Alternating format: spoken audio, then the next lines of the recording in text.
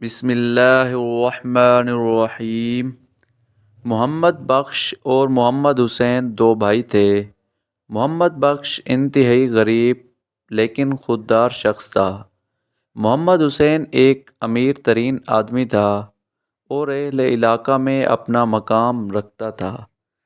محمد بخش غریب تو تھا لیکن اس کے حالات کی خبر اس کے چھوٹے بھائی حسین یا اس کے کسی بھی رشتہ دار یا جاننے والے کو نہیں تھی۔ محمد بخش بارہا یہ جملہ دہرایا کرتا تھا کہ اللہ تعالیٰ کا دیا سب کچھ ہے میرے پاس، مالک کا بڑا کرم ہے، احسان ہے اللہ کا کہ مجھے ہر نعمت سے نوازا ہے۔ محمد حسین اپنی بیوی بچوں کے ساتھ حج کی تیاریاں کر رہا تھا۔ حسین کی بیوی نے اپنے بیٹے کو کہا کہ تایا ابو کے گھر جا کر فلاں چیز لے آ۔ بچہ جب تایا ابو کے گھر گیا تو تمام گھر والے گوشت کے ساتھ روٹی کھا رہے تھے۔ بچے نے اپنے تائی امی سے گوشت مانگا تو تائی امی نے انکار کر دیا۔ بچے نے ضد کی اور پھر تایا ابو سے کہا، لیکن اس کے تایا محمد بخش نے بھی سختی سے انکار کر دیا۔ بچہ روتا ہوا گھر گیا اور اپنی ماں کو سارا ماجرا بتایا۔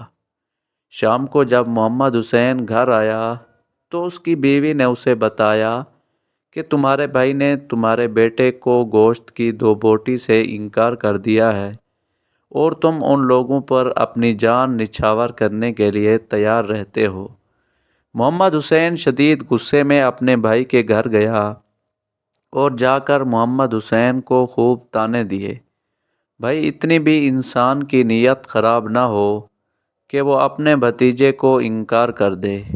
میرا بیٹا کوئی بھوکا ننگا نہیں ہے، میں روز بھی اسے گوشت کھلا سکتا ہوں، مگر مجھے آپ سے ایسی امید نہیں تھی۔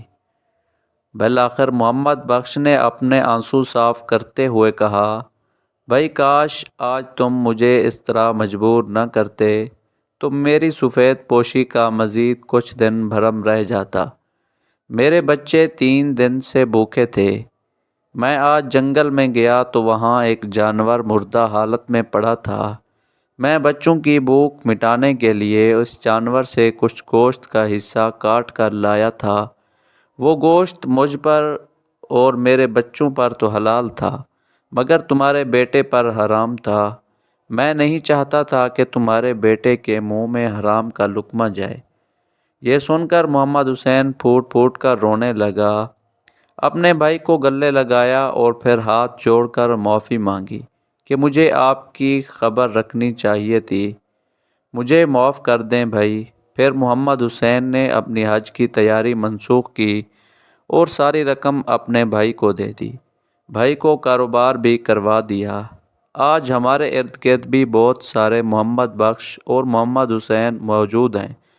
اگر آپ محمد حسین ہیں تو اپنے ارد گرد موجود محمد بخش کا اور اس کے بچوں کا خیال رکھیں، ورنہ آپ کی نماز، آپ کا روزہ، آپ کا حج اور آپ کی عبادت کسی کام کی بھی نہیں ہے۔